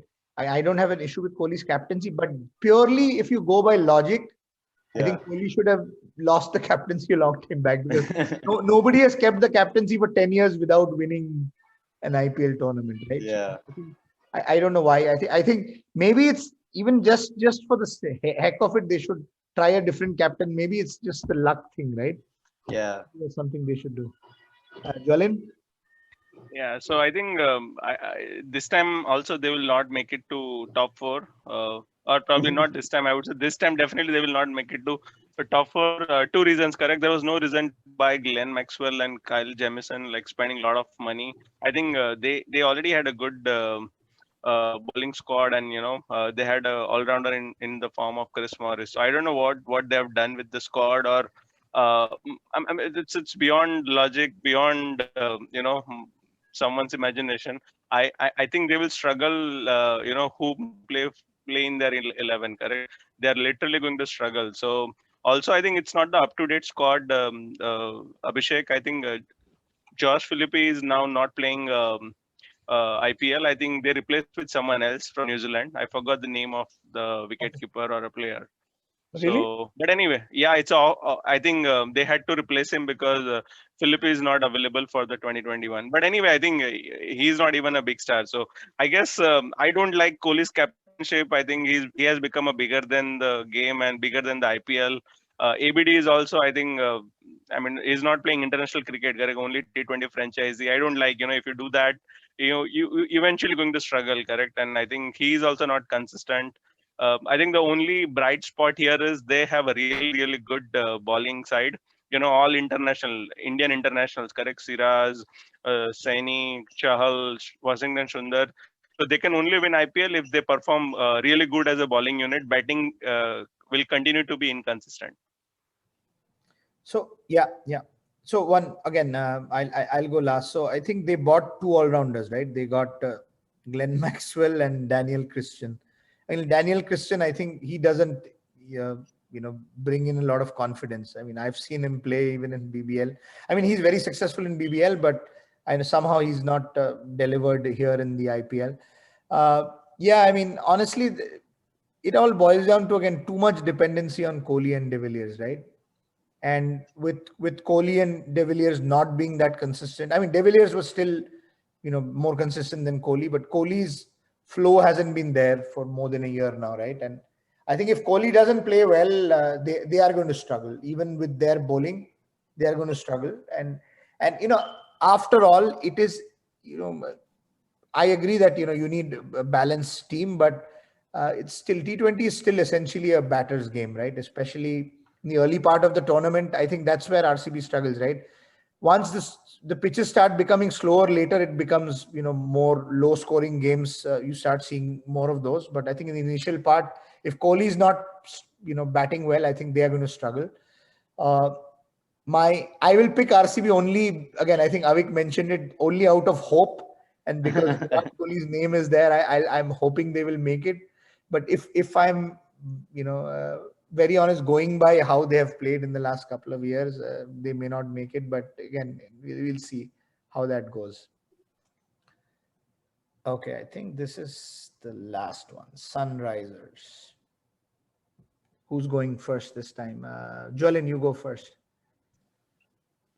So I think this is one of those teams, correct? I think when I start watching IPL or following for that particular year, I don't see them making it to top four or playing really well, and then they every time surprises me. I think this is one of those teams, and not RR or anything else, any other team for me. Every time they somehow come up with some performances, whether it is in the bowling department or a batting department, and then they make it to top four, or they at least looks promising at one point in time that they will make it to, correct. But I think if I have to just take a guess on 2021, They are not going to make it to top four. This is one of the teams which I don't like personally, with the choice of players, bowlers, and all rounders. Correct. I don't like David Warner, even from the start, and then after having those, sandpaper gate and few other things that he That's has a big done. surprise. Yes. Yeah. So personally, I don't like he's into category of Ponting. Correct. You hate when you have him on the field, but he has changed a lot after that 1 year ban and so on and so forth. But the only reason Jolin, Jolin, I support is, yeah, the only reason I support is with Kane Williamson. I think he is the best batsman in the world according to me right now, even above Kohli and Smith, or even en route. Correct. So the only reason I support this team is because of Kane Williamson. And if they are going to make it to top four, he has to play all 14 games. Then only they'll make it to top 12 or top four, I would say. Jolin, you need to keep your personal feelings aside and and judge players based on their cricketing ability, man. But I think because this is the emotional thing, why look at SRH and David Warner, correct? So I think that is true. But I think I always don't go by, I would say, performances, because it always changes, correct, year to year. So I think this time they are not going to be a good side. Be playing in India, maybe they have a really bad Indian batsman, I would say. They were heavily dependent on Warner and Bairstow. Bairstow struggled, correct, during test matches. I hope he struggles in IPL as well, so that they don't have that firepower at the top. Vijay Shankar is one of the I would say bad choice. They have 3D player, like he couldn't perform for India. He will not perform for SRH as well. Bowling department, if you look at it, I think Bhuvneshwar Kumar is inconsistent because of the injuries. I don't like their other fast bowler as well, Khalil, Thampi, Sandeep Sharma. They have played bits and pieces, but they haven't made it a big thing out of last couple of seasons. Natarajan is What the about bright Nattu? spot. What? Yeah, Natarajan is a Nattu. bright spot. Yeah, Natarajan is a bright spot, but I'm not sure whether he's going to make a big difference in India when we are playing Jolin, in slow pitches. Jolin, do you know? You have to watch. Sorry, go ahead. Oh, go ahead, Avik, go. You have to. I will change your mind on Warner. Please follow his Instagram handle. You'll see him dance on Apri Pode, and you'll realize how Indian he is. Yeah, So maybe just Jolin, for the money. just one comment on Sandeep Sharma. Sandeep Sharma's and what's his name? Bumrah's record is the exact identical records in Same. IPL. You know that, right? Strike rate, average, it's Economy, everything. Sandeep, And more than 100 and more than 100 bowler is wickets. Sandeep Sharma. Sandeep Sharma is extremely underrated in the I IPL. think I think it's the Sharma thing. The Sharmas are just. That's why Kohli is prove you performing wrong. well, man. After the last couple of years, that's the reason behind Kohli's performance. Anyway, Avik, you go next. I actually think if their first 11 turns up, they have a very good side. Personally, I think this team, if their first 11, not their bench strength, but their first 11, if they perform, which is Warner, Bairstow, and then you pick Jason Holder and Rashid Khan. These are the. I'll probably drop Bairstow and pick Kane Williamson for that safety, that safety net in the middle order, right? So if you play their first 11, Bhuvanesh Kumar is fit, Natarajan is fit, Rashid Khan is fit, Holder is fit. I think they have a pretty balanced team, and I just don't. I mean, I think it's the uniform color, like Siddharth said. I just hate the uniform color. It's the aesthetics. If they change their uniform color, I think more people will support them. But I mean, barring the uniform color, I think they have a very balanced team. They have good Indian players. They have Manish Pandey. They have Riddhiman Shah. So their overall Indian contingent is very, very impressive. And even in the last IPL, they had a good run and before they tapered off, right? They were playing really well because Warner and Bairstow were playing really well. I think this team is very, very balanced. And this team actually can have consistent wins and reach the top four. But I also think that they are chokers and they will not win the tournament. But I think they can reach the last four. And guys, they have the world's, I mean, they have the best overseas player of the IPL ever, right? David Warner. I mean, his record in the IPL is unbelievable. If you look at his record in the last 7-8 years, he's the most successful batsman. I mean, overall, most consistent. Sid, Warner is world class. yeah. Warner is at par with Sehwag. I mean, he's world class. I don't like him as a person though. You're in high five. Captain Russell, he is. David Warner. That's what. Okay, I think about Sunrisers Hyderabad is that I need to see some power hitting towards the end. Like, when you think of any other team, like a Russell or a Pollard, like, I think Jason Holder is not like going to be that consistent. Again, like I mentioned, that obviously he needs to win 1 or 2 games. But yeah, there is a balance, but I also feel that they need to work a little more on their power hitting towards the tail and towards the end of the innings. So because Vijay Shankar, again, like there's no confidence. Mitch Marsh, I don't know about like Indian conditions much. So that's, I think that's a very weak point for a 2020 game, I feel. Apart from that, with their batting, also, I don't know how consistent Manish Pandey was. He's a great fielder. And yeah, you need like, I mean, I think their batting needs to get a little better because among their bowlers, between Natarajan, Bhuvi, and Rashid, you have some 12 good overs. Then everyone else will chip in. Like you guys mentioned, Sandeep Sharma has great record. Then Khalil, Siddharth Kaul, Basil Thampi. So yeah, that's what finishing and power hitters. Yeah. Excellent point. Yeah. So yeah, Sunrisers. I think you guys have covered it pretty much. I think problem is they get very limited in terms of their overseas players, right? I mean, Rashid Khan is always going to play. David Warner will always play. So two spots are blocked. Ideally, you would have liked both Kane Williamson and Johnny Bairstow, but if you have both, then you cannot have Jason Holder. So that's a problem. And power hitting, you mentioned it's that. I think one player who can make a real difference is our neighbor. So Ridhiman Shah actually stays in our building in Calcutta, where my parents. Oh wow. So he actually is there. So Ridhiman Shah, I mean, he was a revelation, in the last IPL, right? And unfortunately, he got injured. But the 2 innings he played in the IPL were unbelievable. I think if he can do that, at the top of the order, then I think they can get rid of Johnny Bairstow and they can play Kane Williamson. I think I mentioned it earlier, right? I know it's still T20 cricket, but I personally like to have one batsman in the team who's a more calmer head. He may not be the most explosive player, but he's the player who will pull you out of a 30 for 3 and still get you to a victory or a good total. I think every team needs one batsman like that, and that's why if I were Sunrisers, Kane Williamson would always play in my team. Yeah. Again, I always like to have one. I call it the bank, right? Every team needs a bank. I think that one bank player is Kane Williamson.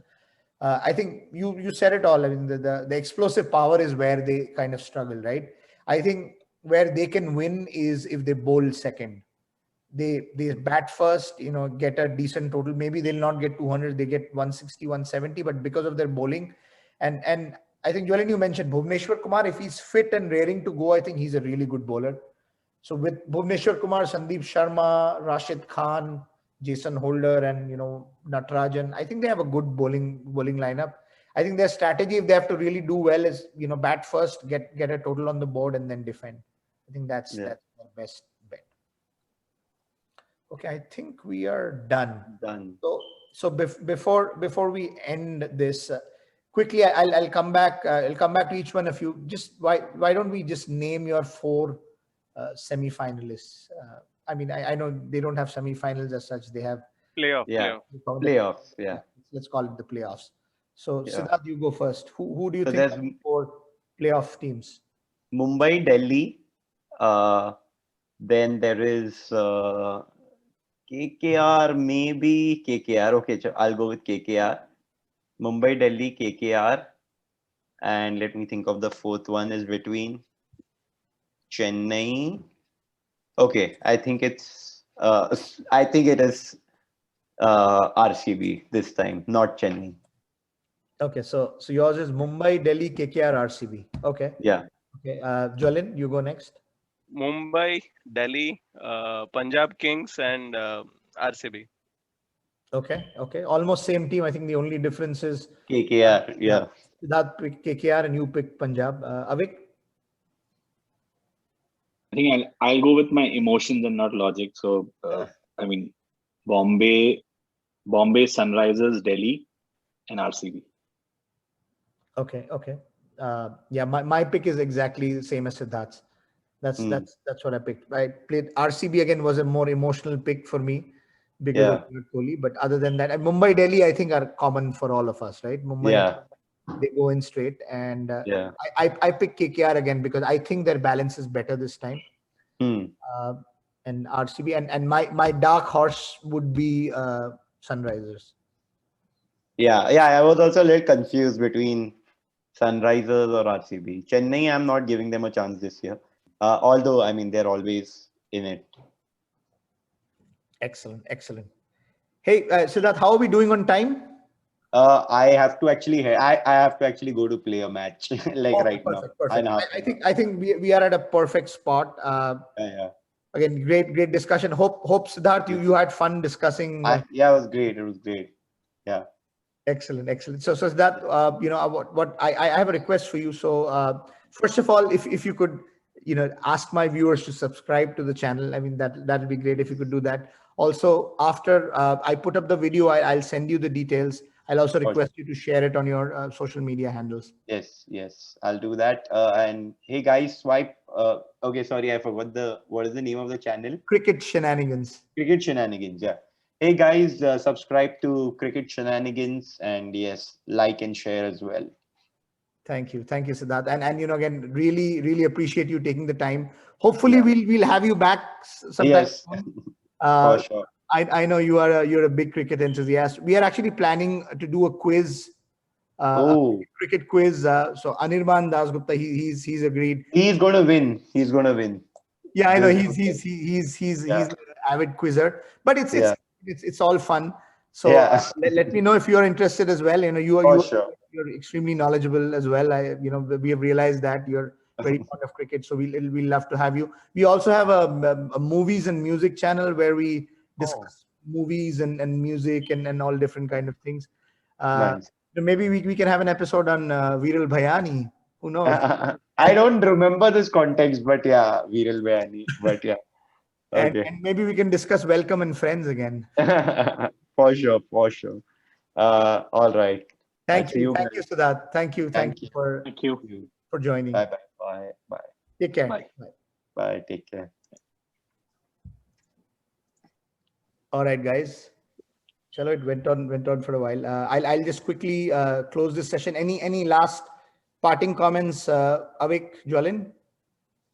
Yeah, so for me, the dark horse is Punjab Kings because two things. They've changed their name. I think that's something probably. I didn't realize. What have they named? So from Kings 11 Punjab to Punjab Kings.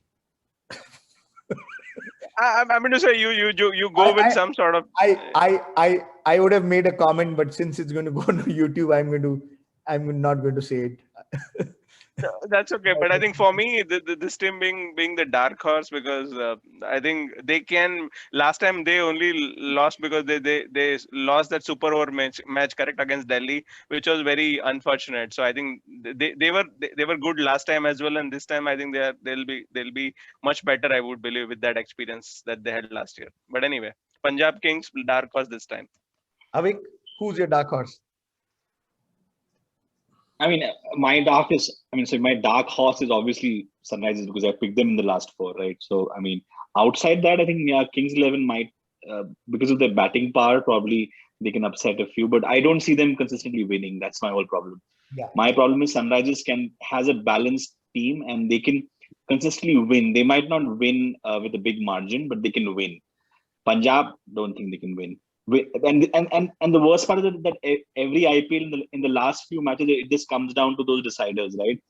So you have to at least win 9 matches to qualify or 8 matches to qualify, right? I don't see Punjab winning 9 matches.